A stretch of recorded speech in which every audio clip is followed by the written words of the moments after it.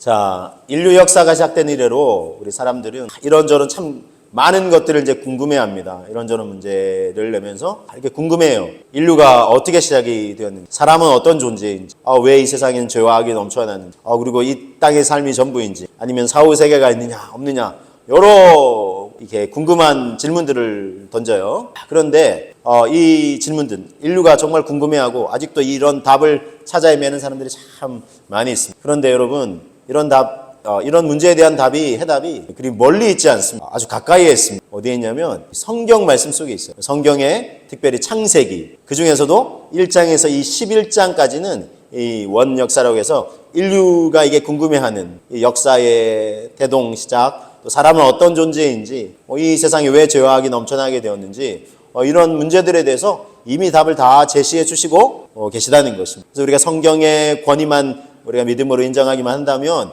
그 답을 어렵지 않게 알 수가 있는 것입니다. 창세기 말씀을 계속 나누고 있는데, 오늘은 이런 여러 질문들 중에서도 사람은 어떤 존재인가 하는 이 궁금함에 대한 질문들, 이미 성경에서 이 답을 제시하시고 계시는데, 이 질문에 대한 또 성경에 소개하고 있는 내용들을 함께 나누고자 합니다. 여러분, 사람은 어떤 존재입니까? 하나님의 형상을 닮은 존재다. 그렇죠? 하나님의 형상대로 지음받아서, 그래서 인간의 고귀함이 있습니다. 다른 동물들에서 더 가장 고등 진화된 동물이 아니라 우리는 하나님의 형상대로, 태초부터 하나님의 형상대로 지음받은 존귀한 존재라는 것입니다. 그래서 보배롭고 존귀한 존재입니다. 더 나아가서 우리 오늘 말씀 본문을 통해서 사람은 어떤 존재인지, 또한 성경이 소개하고 있는 사람에 대한 그런 설명을 함께 듣고 사람에 대한 더 깊은 이해함을 우리가 가질 수 있기를 원합니다. 자, 창세기 2장 18절 말씀을 한번 보시면, 여호와 하나님이 이르시되 사람이 혼자 사는 것이 좋지 아니하니 내가 그를 위하여 돕는 배필을 지으리라 하시니라. 그랬어요. 자, 사람이 혼자 사는 것이 좋지 않았다 그랬죠? 사람은 어떤 존재입니까? 혼자 있으면 외로운 존재. 첫 번째 오늘 테마입니다. 혼자 있으면 외로운 존재입니다. 이걸 다르게 이렇게 설명을 드리면, 동전의 양면처럼 다르게 설명하면, 함께 있으면 행복한 존재라는 거죠. 혼자 있으면 외로울 수밖에 없는 존재요. 함께 있으면 행복한 존재라는 것입니다. 자, 제가 이제 보편적인 거 말씀드리는 거예요. 나는 혼자 있어도 잘 지내는데요, 이러실 수 있어요. 그렇지만 여러분, 이게 오늘 말씀은 꼭 이게 아담과 하와와 이제 관련된 이야기이지만, 꼭 이제 부부간의 이야기만을 말씀드리는 것이 아닙니다. 모든 인간관계의 보편적인 의미로 말씀해요. 물론 혼자 이렇게 거하실 수도 있죠. 그렇지만 그렇다고 해서 무인도에 떨어져서 혼자 지내시는 건 아니죠. 혼자 아무와도 교제와 관계도 없이 몇 날 며칠은 좀 견딜 수 있을지 몰라요. 몇 개월을, 몇 년을 어떠세요, 여러분? 그렇게 하실 수 있으실까요? 아마 외로워서 못 견디실 거예요. 그런 의미에서 말씀드리는. 그래서 혼자 있으면 외로운 존재요. 함께 있으면 행복한 존재가 인간인데, 자, 왜 사람은 혼자 있으면 이렇게 외롭고 함께 있으면 행복할까요? 그것은 하나님이 그렇게 우리를 지으셨기 때문입니다. 우리 말씀을 통해서 다시 한번 확인합니다. 창세기 1장 26절. 창세기 1장 26절에 처음 사람을 지으셨을 때 성경이 이렇게 소개하고 있습니다. 하나님이 이르시되 우리의 형상을 따라 우리의 모양대로 우리가 사람을 만들고 그랬죠. 자, 우리라는 표현을 쓰고 있습니다. 이 하나님이 사람을 만드실 때 우리라는 표현을 써요. 우리라는 표현은 어떤 때 쓰죠? 이게 단수가 아니라 복수의 형태로 되어 있다는 거. 만약에 단수면은 내가 이랬겠죠?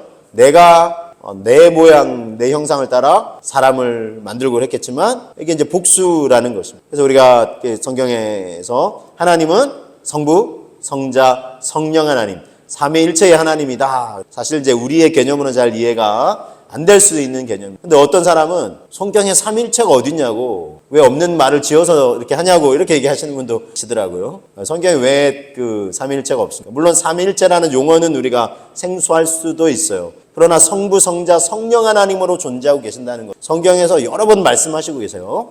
자, 대표적으로 우리가 매주 예배 때마다 끝날 때 우리 축도로 들으신 고린도후서 13장 13절 말씀이면, 주 예수 그리스도의 은혜와 하나님의 사랑과, 이제 성부 하나님입니다. 그리고 성령의 교통하심이 너희 무리와 함께 있을지어다. 보세요. 성부, 성자, 성령 하나님이 등장하고 있죠. 예수님, 또 성부 하나님, 성령 하나님 등장하고 있어요. 예수님이 세례를 받으실 때도 공적인 구원자로서의 공적인 사역을 앞두시고 세례를 받으실 때도 요 삼일체 하나님 등장하세요. 예수님이 세례 요한에 이제 세례를 받으시죠. 예수님이에요. 성자 예수님. 근데 그때 비둘기 같은 성령이 임하셨어요. 그렇죠?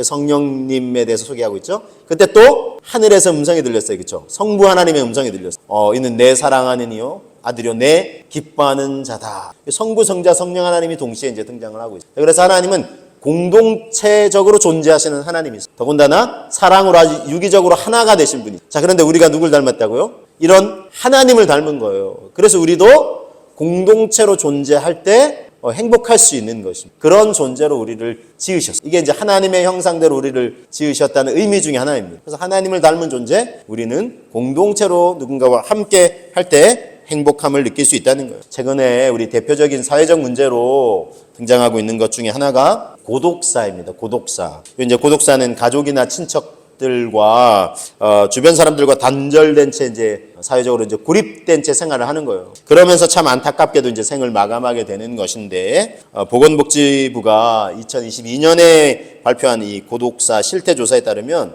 그 전에 2017년부터 2021년까지 5년 동안 고독사 발생 건수는 총 15,066건이었어요. 그런데 5년 사이에 문제는 이게 해마다 증가하고 있는 8.8% 정도씩 해마다 증가하고 있다라고 합니다. 그리고 이건 근데 남성이 더 많겠습니까? 여성이 더 많겠습니까? 예, 이게 남성이 여성보다 한 5배 이상 더 많아요. 남성분들이 더 못 견뎌요 하셨어요. 그리고 나이는 50대, 60대 순으로 연령이 이제 이렇게 들어가면 들어갈수록 더 이제 많은 분포를 보인다고 합니다. 자, 이제 홀로 있어서 깊은 외로움과 고독으로 인해서 삶의 의욕을 잃게 되는 경우가 없지 않다는 것입니다. 물론 저는 이게 꼭 부부지간만 얘기하는 게 아니에요. 우리 보편적으로 인간관계에 있어서 이렇게 함께 정말 마음을 나눌 사람이 만약에 이렇게 뭐 한두 사람이라도 있다면 이렇게 정말 인생에 대한 의욕을 잃지는 않을 것이다. 이렇게 얘기하기도 해요. 그렇게 꼭 수십 명, 수백 명이 아니라 할지라도 정말 진심으로 내 마음을 이렇게 터놓고 함께 나눌 수 있는 사람이 정말 한두 사람이라도 있으면 그렇게 인간의 이 외로움과 고독의 문제를 이겨낼 수도 있다. 이런 또 조사가 있습니다. 그래서 여러분, 사람은 홀로 있으면 외로운 존재고 함께 있을 때 행복한 존재이기 때문에 가능하면 어떻게 해야 되겠습니까? 가능하면 함께 하기를 힘써야 한다는 것입니다. 사자가요, 이 물소떼를 이제 공격하는 거, TV에서 이제 소개를 해주니까 동물의 왕국 이런 데서 본 적이 있습니다. 물소들이 떼를 지어 다녀요. 자, 그런데 멀찍이서 이제 사자들이 다 바라보고 있습니다. 왜 바라보고 있을까요? 먹잇감을 이제 사냥하려고, 굶주린 사자가 배가 고파가지고 먹잇감을 사냥하려고 이제 지켜보고 있는데 물소떼가 탁 지나가는 거예요. 지나가는데, 그럼 이제 사자는 동물의 왕이잖아요. 그렇죠? 그러면은 막 딱 이 먹잇감이 보이면 달려들여서 사냥을 하면 될 텐데 계속 지켜보고 있어요. 배가 고프지만 계속 이렇게 조급하게 덤비지 않고 지켜보고 있어요. 뭘 지켜보고 있는 걸까요? 이 물소떼가 떼를 지어가는데 만약에 이게 너무 배가 고픈 사자가, 이 조급한 사자들 중에도 성격이 매우 급한 사자가 있겠죠? 달려들어요. 그래가지고 이렇게 탁 사냥을 하려고 이렇게 탁 하는데 이 물소떼들도 그냥 있지 않아요. 그러니까 이제 막 자기 동료들이 이렇게 막 사자의 공격을 받으면 물소떼들이 이렇게 함께 달려와서 이거 사자를 물리쳐 막 그래요. 자, 그래서 사자들도 함부로 덤비지 못해요. 이렇게 떼를 지어서 무리를 지어 있을 때 공격하면은 이게 사냥하기가 쉽지 않다는 걸 알아. 이제 학습이 돼가지고 이 사자들이 어떻게 하냐면 기다리고 있어요. 떼를 기다리고 있어요. 뭘 기다릴까요? 떼를 지어 탁 가는데 한참을 가다 보면 요 물소 떼에서 이탈하는 이게 뒤로 처지는 물소가 있어요. 그러면은 이렇게 지켜보고 있다가 조금 떨어져 있을 때 공격하면 아직은 이제 앞에 가던 물소떼들이 이제 다 그걸 눈치챌 수 있으니까 한참을 기다려요. 그래서 아주 이제 쫙 멀어지는 경우를 기다렸다가 떼에서부터 아주 멀어진다. 그러면 그때 사자들이 득달같이 달려들여서 사냥을 한다. 여러분, 이게요, 사탄 마귀가 우리를 공격하는 거하고 아주 비슷해요. 사탄 마귀도 이렇게 쉽사리 공격하지 않습니다. 이 공동체에서, 이 믿음의 공동체에서 다 이렇게 함께 하고 있느냐, 이걸 지켜보고 있어요. 근데 함께 하고 있으면 서로 위로하고 격려해 줄 수 있잖아요. 그러니까 쉽게 공략을 못 해요. 지켜보고 있다가 이게 떨어져 있거나 그럴 때 이렇게 달려들어서 공격을 한다는 것입니다. 사탄 마귀가 여러분 이렇게 우리를 공격하는 게 비슷하다고 말씀드렸죠. 처음 사람들이 아담과 하와였어요. 그렇죠? 하나님이 이제 이렇게 아담을 지고 혼자 있는 것이 너무나 안쓰러워서 이제 하와를 만들어서 이제 붙여주셨는데, 자, 그런데 사탄 마귀가 이 처음 사람을 시험할 때에 언제 시험을 했습니까? 하와가 혼자 있을 때 시험을 했어요. 혼자 있을 때. 둘이 같이 있었다면 상황이 달라졌을 수도 있을까요? 저는 달라졌을 수도 있다, 그렇게 생각을 해요. 왜냐하면 사탄이 딱 뭘 시험하냐면, 이제 하나님이 동산에 있는 모든 나무의 열매 다 먹어도 좋다고 했잖아요. 근데 하나만 딱 지켜달라고 하면서 이 동산 중앙에 있는 선악을 알게 하는 나무, 이것만은 먹지 말라. 먹으면 어떻게 된다겠죠? 반드시 죽으리라 그랬어요. 근데 사탄이 와가지고 하와 홀로 있을 때, 아담이 뭐 이제 다른 거 있을 때, 홀로 있을 때 와서 하나님이 뭐라고 말씀하시더니 이 모든 거 먹지 말라고 하시더냐. 하와가 이렇게 얘기해요. 이거를 이 동산의 중앙에 있는 이 선악을 알게 하는 나무, 이걸 먹으면 죽을까 하노라. 죽을까 하노라. 자, 보세요. 하나님은 뭐라고 말씀하셨어요? 이걸 먹으면 반드시 죽는다 말씀하셨어요. 요거 말씀하신 거는 아담에게 말씀하셨어요. 아담에게 말씀하셨어요. 그리고 나서 이제 아담이 홀로 있는 거 하나님 안쓰러워서 이제 하와를 붙여주셨는데, 하와에게 전달을 한 것 같긴 해요. 근데 아마 이게 전달이 잘못된 건지 아니면 이 받아들이는 사람이 심각하게 받아들이지 않은지 모르겠지만 중간에 바뀌어요. 그렇죠? 죽을까 하노라로 바뀌어요. 하나님 뭐라고 하셨는데요? 반드시 죽으리라고 하셨고, 근데 이제 하와가 대답하는 거 보면 죽을까 하노라 그래요. 근데 사단이 뭐라고 또 미혹하는지 아세요? 아니다, 결코 죽지 않는다고 그래요. 자, 반드시 죽는다고 하셨는데 죽을까 하느라 하와가 홀로 있을 때 이렇게 틈을 딱 보이니까 결코 죽지 않는다고 딱. 그러면서 이걸 먹으면 너희 눈이 밝아져서 하나님처럼 될까봐 먹지 말라고 하시는 거다. 자, 어쨌든 이 시험에 안타깝게도 하와가 홀로 있을 때 마귀가 시험했어요. 같이 있을 때 했다면 하와가, 아니 하나님이 말씀하셨어, 이거 먹으면 반드시 죽는다고 하셨어. 그러면 틈이 안 보이는 거잖아요. 그러면 뭐 사단이 미혹하려고 했다가 그냥 다음 길을 노려야 되겠다 이렇게 생각하고 달아났을 거예요. 그런데 홀로 있을 때 그렇게 미혹해서 안타깝게도 참 선악을 알게 하는 나무를 얻고 아담에게도 가서 주워서 먹게 하고, 그래서 인류에게 죄가 들어오게 된 안타까운 인류의 역사를 우리는 보게 되었습니다. 그래서 만약에 함께 있었다면 상황이 달라졌을 수도 있을 것이다 이렇게 생각해 볼 수 있어요. 그래서 사단은 하와 홀로 있을 때 공격했고 안타깝게도 넘어지고 말았습니다. 그래서 우리는요 가급적 어떻게 해야 될까요? 함께 하기를 힘써야 돼요. 왜냐하면 사람은요 어떤 존재냐면, 두 번째 제가 소개해드린 테마인데, 사람은 서로 도움이 필요한 존재라는 거예요. 서로 도움이 필요한 존재예요. 자, 창세기 2장 18절 보시겠습니다. 여호와 하나님이 이르시되 사람이 혼자 사는 것이 좋지 아니하니 내가 그를 위하여 누구를 짓는다고 했습니다. 돕는 배필을 지으리라 하셨어요. 돕는 배필이라는 표현이 한번 나옵니다. 자, 2장 20절에도 이 표현이 동일하게 표현이 나와요. 아담이 모든 가축과 공중의 새와 들의 모든 짐승에게 이름을 주니라. 아담이 돕는 배필이 없으므로 그랬어요. 자, 돕는 배필이 없다 말씀드렸죠. 물론 저는 이거 지금 꼭 남녀 간의 부부 간의 이야기만 아니에요. 모든 인간에게 이게 보편적으로 좀 우리 확대해서 볼 수 있어요. 인간은 도움이 필요한 존재입니다. 하나님 보시기에도 혼자 사는 것이 좋지 않아서 돕는 배필을 지어주셨는데, 돕는 배필이라고 할 때 이 돕는이라는 표현은 히브리어로, 구약의 성경의 원어는 이제 히브리어입니다. 히브리어의 돕는이라는 뜻은 에제르라는 단어인데, 이 에제르는 말 그대로 이제 돕는, 그리고 부족함을 보완해주고 보충해주는 그런 뜻입니다. 그래서 이제 돕는 배필까지 하면 이제 에제르 켄 네그도인데, 영어 성경은 이것을 이제 조력자라는 뜻의 단어인 헬퍼라는 단어를 써요. 영어 성경에 보면 헬퍼다. 그래서 헬퍼가 헬프미 하잖아요. 도와주세요 하잖아요. 그래서 헬퍼는 이제 돕는 자라는 뜻이에요.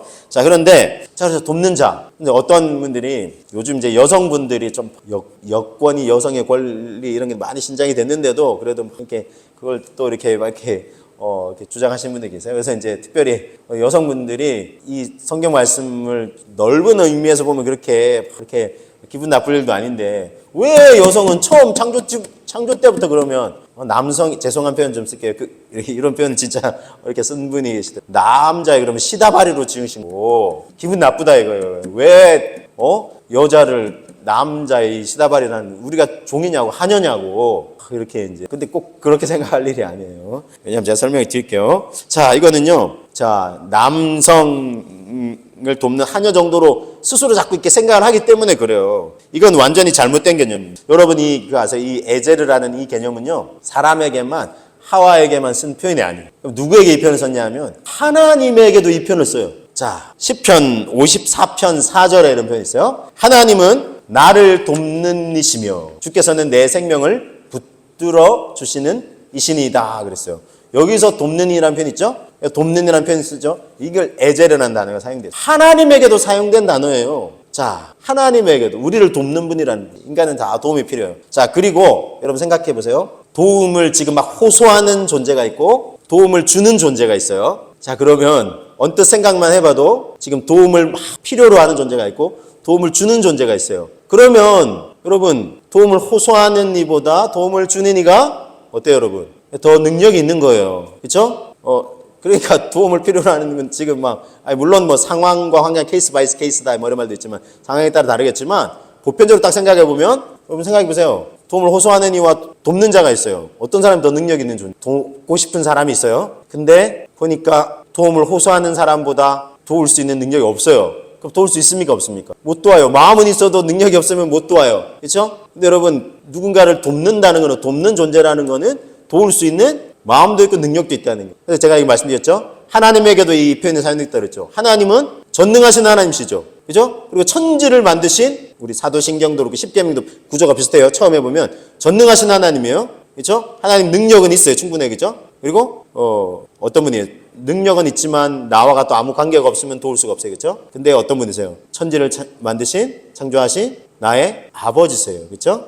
아버지예요. 우리와 관계가 있어요. 능력도 있고 관계도 돼요. 그리고 우리를 사랑하시기도 해요. 그러니까 도우실 수 있겠죠? 그러니까 혹시 여성은 진짜 이렇게 왜 이렇게 돕고 이렇게 우리가 그럼 하냐냐고, 절대 그게 아닙니다. 오히려 능력 있는 분 믿으시길 바랍니다. 여성분들. 할렐루야. 실제 보면 그래요. 아까도 고독사 문제도 보시지만 남자들이 더 힘들어해요. 못 견뎌요. 그러면 여성의 도움이 없으면 죄송해요. 남성분들.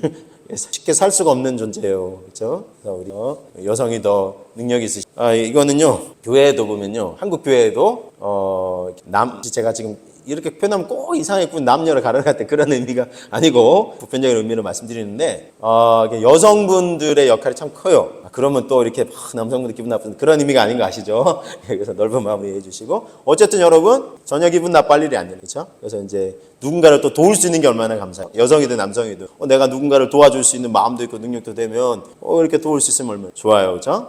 때로는 또 도움을 내가 필요로 하기도 하고, 남성이든 여성이든 마찬가지고. 그래서 여러분 사람은 서로 도움이 필요하고 도움을 주고받으면서 살아야 하는 존재라는 것입니다. 자, 그래서 우리 사람 인자, 한자가 어떻게 돼 있죠? 사람 인자가 보면 그렇죠? 요렇게 돼 있어요. 그렇죠? 이거는 어떤 의미겠어요? 서로 기대어서 사는 존재라는 거예요. 사람 인자. 절대 홀로 선 존재가 아니라 서로 기대어 살게 하나님 만드셨어요. 이게 사람입니다. 여러분 이렇게 노래도 보면은, 가요를 하나 소개해드리는데, 내 하루는 온통 너로 가득해. 제가 이제 말씀을 준비하면서 이렇게 서로 기대어, 이런 노래들이 많아요. 그렇죠? 근데 가사가 너무 이렇게 말씀과 부합하는 내용이, 힘없이 웃는 나의 무슨 일을, 지쳐있는 너를 볼 때마다 난 예전에 이런 유명한 드라마 대사도 있었어요. 아프냐? 나도 아프다. 그렇죠? 공감을 한다는 거예요. 그렇죠? 네가 힘들어하는 거니까 내가 아프다는 거예요. 지금 공감 지수 중요한 거 아시죠? 대인관계에서 남은 아파서 힘들었는데 왜? 이러면은 전혀 이게 공감 능력이 없는 사람이에요. 그렇죠? 그래서 너를 볼 때마다 나 지쳐 힘들어 지치는 볼 때 무슨 고민 있는 걸까? 위로가 되고 싶어. 이제 내게 기대어도 돼. 내가 너의 힘이 되어줄. 아직 많이 부족하지만 노력할. 약속할게. 변하지 않아. 사랑해. 여러분 요즘 이거 일반 가요인데 가요인데 약간 복음성가 느낌이 나는 그런 가요들도 꽤 있어요. 그렇죠? 그래서 이렇게 잘 보면은 작사 작곡한 분이 크리스찬인 경우에 이제 그런 가사들을 많이 담아 있기도 하고, 만약에 이 노래를 지으신 분이 크리스찬 아니라고 할지라도 이게 사람의 보편적인 거잖아요. 지쳐있고 힘들고 외로워하면 조금만 누구나 그런 아픈 사람을 좀 위로해주고 싶다, 이런 마음이 있는 사람이라면 이런 고백을 할 수 있습니다. 내게 좀 기대봐. 나도 부족하지만 내가 노력할게. 물론 맨 마지막은 약속할게. 변하지 않아. 사랑해. 요거는 이제 장담할 수 있는 건 아니지만 어쨌든 그런 마음으로 위로해주고 싶어. 내게 좀 기대어보라. 요게 진짜 제가 아까 말씀드렸지만 이게 우리 주님과 우리 관계 적용해봐도, 넌 너무 힘들고 이렇게 지쳐하는 모습 보니까 내가 너무 아프다. 내게 기대려. 그렇죠? 내가 너에게 힘이 되어줄. 그리고 맨 마지막 문장은 우리 주님이 하시는 거면은 이건 약속할게. 변하지 않아. 항상 너와 함께 할게. 아까 우리 특송 찬양도 그렇죠? 너와 함께 할게. 우리 주님이 하실 수 있는 약속, 이것도 지키실 수 있는 약속이. 자, 그래서 여러분, 사람은 어떤 존재입니까? 서로 도움이 필요하고 서로 도움을 주고받으면서, 그죠? 그래서 막 도움이 필요한데 또 막 완전 나는 안 그런 것처럼 하는 것도 지혜로운 건 아니고 도움을 오서. 그럼 또 도와줄 수 있으면 도와주면 서로 보완해가면서 그렇게 힘이 되라고 격려하면서 살아가라고 하나님 그렇게 우리를 그런 존재로 지으셨어요. 여러분, 우리 서로 도움이 필요한 존재인 줄 알고 서로 사람뿐만 아니라 특별히 하나님도 우리를 도우시는, 그렇죠? 도울 수 있는 충분한 능력도 있으시고 관계도 되고 마음도 있으시고 우리를 도와주시면서 항상 함께 해주시는 그 주님이 우리와 함께 하신다는 사실 믿으시고 힘들고 어려우면 주님께 도움을 구하시는 저와 여러분 되시기를 주님의 이름으로 축복합니다. 자, 여러분, 이런 존재이고요. 더 나아가서 사람은 어떤 존재입니까? 세 번째, 오늘 말씀의 세 번째는 칭찬과 격려가 필요한 존재라는 거예요. 사람은 칭찬, 격려가 필요해요. 창세기 2장 21절에서 이제 23절 말씀을 보신대요. 자, 여호와 하나님이 아담을 깊이 잠들게 하시니 잠들매 그가 그 갈빗대 하나를 취하고 살로 대신 채우시고 여호와 하나님이 아담에게서 취하신 그 갈빗대로 여자를 만드시고 그를 아담에게로 이끌어오시니 아담이 이르되 이는 내 뼈 중에 뼈요 살 중에 살이라 이것을 남자에게서 취하였은즉 여자라 부르리라 하니라 그랬어요. 자, 아담이 하나님이 지어주신 너무 외로워 힘들어하니까 딱 지어주신 아담의 갈빗대를 지어주신 이 하와를 보자마자 어떤 고백을 했어요? 내 뼈 중에 뼈요 살 중에 살이라. 이게 뭐 이렇게 완전 한 몸이 된 걸 표현하는 게 뼈 중에 뼈 살 중에 살이다. 너는 나와 같다. 나의 분신이다. 이렇게 할 정도로 너 없으면 나 못 살겠다. 이렇게 표현하는 겁니다. 내 뼈 중에 뼈요 살 중에 살이라. 이게 최고의 칭찬이죠. 자, 최고의 칭찬을 표현을 했어요. 이 둘의 관계가 어땠을까요? 얼마나 행복했겠습니까? 그렇죠? 이 칭찬을 듣는 이 하와는 얼마나 행복했을 것이며 또 그런 칭찬할 대상이 있는 이 또 아담은 얼마나 또 행복했겠습니까? 제가 몇 개월 전에 한번 이렇게 소개해드린 적이 있는데 이 부부 더 이제 좀 행복하게 지내기 원하는 세미나에 부부가 이제 참여를 했어요. 그래서 이 강사분이 이걸 소개하면서 서로 칭찬을 좀 하시면 행복한 가정이 된다. 보시라고 이 아담이 얼마나 이렇게 정말 멋진 칭찬을 하냐. 우리 남성분들도 아내분들을 칭찬을 좀 많이 해주세요. 계속 이제 못마땅하다는 듯이 팔짱을 이렇게 뭐 이런 분이 이제 막 앉아 있는 거예요. 그래가지고 왜 그러시냐고 칭찬하시면 좋지 않겠냐고. 아담이 한 거 그거 그럴 수밖에 없었잖아요. 그러니까 왜요? 그때는 고를 게 없었잖아요. 이렇게 얘기했다는 거죠. 하와 하나밖에 없으니까 그랬다는 거예요. 그러니까 이게 칭찬을 안 한 사람은 하여튼 이게 그렇죠. 마음이 안 열리니까 물론 그렇겠지만 여러분 이렇게 칭찬이 사실은 쉽지는 않아요. 노력이 필요해요. 그렇죠? 왜냐하면 사람에게는 모든 사람 다 마찬가지입니다. 장점도 있고 단점도 있어요. 그렇죠? 단점만 있는 사람은 없어요. 장점이 있습니다. 틀림없이. 그렇죠? 모르겠다고. 잘 생각해 보세요. 처음 좋아할 때는 얼마나 막 눈에 콩깍지가 껴드지. 그렇죠? 좋은 점만 보였는데 나중에 막 단점들이 이제 보이니까 단점밖에 없는 것 같아. 하지만 잘 생각해 보면 장점이 있어요. 그렇죠? 누구나 마찬가지예요. 그렇죠? 남녀 간의 문제가 아니라 누구에게나 그 사람 단점이 많아 보일 수 있을지 모르지만 이제 생각해 보면 장점이 있어요. 그렇죠? 그래서 우리는 어떻게 해야 돼요? 가급적 장점을 자꾸 보는 훈련, 그리고 그걸 보게 됐으면 장점을 이제 보게 됐는데 이게 또 이제 입술에서는 잘 안 나오네. 말해주기 싫어 그냥. 그래가지고 그렇게 또 이렇게 하는 훈련을 해야 되겠죠. 사람이 이게 저도 그렇지만 이게 죄성이 있어가지고 이렇게 칭찬하고 높여주고 이렇게 하면 좋은데 누가 다른 사람 막 칭찬해 주는데 나는 왜 칭찬 안 해주지? 또 이런 생각이 막 들고 막 그래요, 그렇죠? 그래서 우리가 칭찬하는 것도 자꾸 훈련해야 되는데 자, 여러분 이게 최고의 칭찬을 했는데 요건 타락하기 전이에요. 범죄를 하기 전에요. 죄를 범하고 나서는 어떻게 됐어요? 하나님이 아담에게 너 왜 그랬냐 이렇게 하니까 아담이 뭐라 그랬을까요? 하나님이 저한테 주신 저 여자가 나보고 이거 먹으라 그래서 내가 먹었어요. 그랬더니 막 여자 탓을 해요. 그렇죠? 그렇게 이렇게 최고의 칭찬을 했다가 죄를 범하고 나서는 막 서로 탓을 해요. 이게 여자 탓만 아니라 결국은 하나님 탓을 하는 거예요. 지금 이 아담이. 그래서 서로 탓을 해요. 또 여자였더니 너 왜 그랬냐 그랬더니 뭐라 그래요? 저 뱀이 나를 깨가지고 내가 먹었어요. 자기 잘못을 인정 안 하고 또 뱀 탓을 하는, 사탄 마귀 탓을 하는, 자꾸 탓을 해요. 여러분 칭찬하고 이렇게 격려할 때 행복했던 가정이 어떻게 됐을까요? 이 쑥대밭이 된 거예요. 인류 최초의 부부싸움이 시작되고 얼마나 막 서로 싸웠겠어요. 막 네가 왜 이걸 줘가지고 나한테 가지고 먹지 말지 그러냐고 그러면 왜 먹었냐고 막 이러면서 얼마나 싸웠겠어요. 그렇죠? 서로 티격태격 팍 하면서 내 탓이요 했으면 그냥 이게 사그라들 텐데 막 서로 네 탓 계속 이게 날마다 이게 행복한 가정이 완전히 이 정말 풍지 박사님 얼마나 불행해요. 여러분 말에 살리는 능력이 있다. 제가 이제 말씀 소개해드렸죠. 식물에게 특별히 막 실험을 하는데 여러분 그래서 좋은 말하는 식물은 건강하게 막 잘 성장하는데 사람은 더 말할 것도 없어요. 사람은요. 그래서 여러분 칭찬은 고래도 춤추게 한다. 이런 말 들어보셨죠? 그래서 이제 칭찬하면 고래도 춤추게 한다. 그래서 막 돌고래 막 이런 거 쇼할 때요. 조련사가 그래서 막 이렇게 잘하면 칭찬을 계속 먹이도. 그래가지고 막 칭찬은 진짜 고래도 춤추게 하는 효과가 있어요. 예수님의 칭찬이 우리가 잘 아시겠지만 시몬은 갈대란 뜻이에요. 갈대처럼 연약한 이 시몬을 게바, 베드로, 반석 같은 존재가 되게. 그래서 하나님 나라의 반석 같은 존재가 했죠. 제가 이건 이제 베드로는 여러 번 소개해드렸는데 오늘은 제가 다른 사람을 좀 한번 소개해드리려고 합니다. 예수님의 칭찬이요. 자, 요한을 제가 소개해드릴게요. 사도 요한, 세례 요한 말고 사도 요한. 사도 요한이 이 별명이 있어요. 뭘까요? 사도 요한은 사랑의 사도라는 별명이 있어요. 사랑의 사도. 그래서 우리 요한복음을 보면 참 사랑 예수님을 정말 사랑 그 자체로 소개를 하고 그래서 정말 사랑으로 이렇게 섬기는 모습. 그래서 요한도 참 사랑이 많겠구나 이런 생각을 해요. 자, 그런데 처음부터 사랑이 많았던 사람이 아니에요. 그럼 어떤 사람이었을까요? 예, 성격이 불같은 사람. 요한이요? 이렇게 생각할 수 있어요.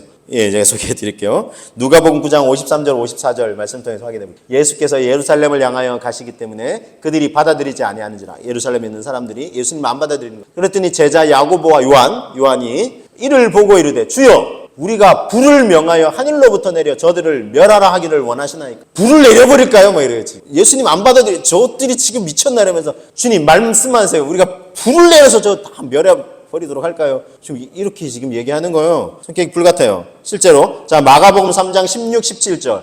12제자를 세우셨을 때 이 12를 세우셨더니 시몬에게는 베드로라는 이름을 더하셨고 또 세베대의 아들 야고보와 야고보의 형제 요한이에요. 이 둘에게는 보아너게 곧 우레의 아들이라 그러는데 우레는 천둥이라는 뜻이에요. 천둥 같고 막 불같다는 게 성격이 급하고 불같았어요. 요한이 누가요? 요한이 사랑의 사도라고 일컬어지는.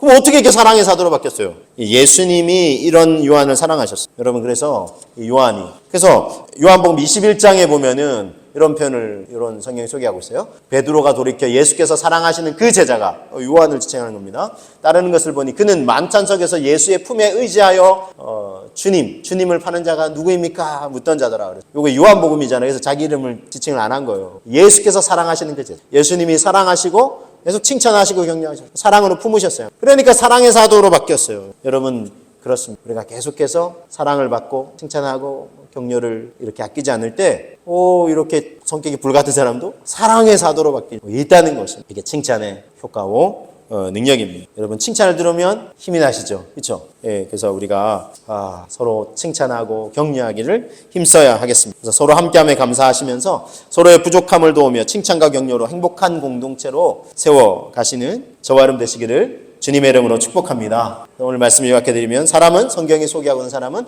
혼자 있으면 외로운 존재고 함께 있으면 행복한 존재. 그리고 서로 도움이 필요한 존재예요.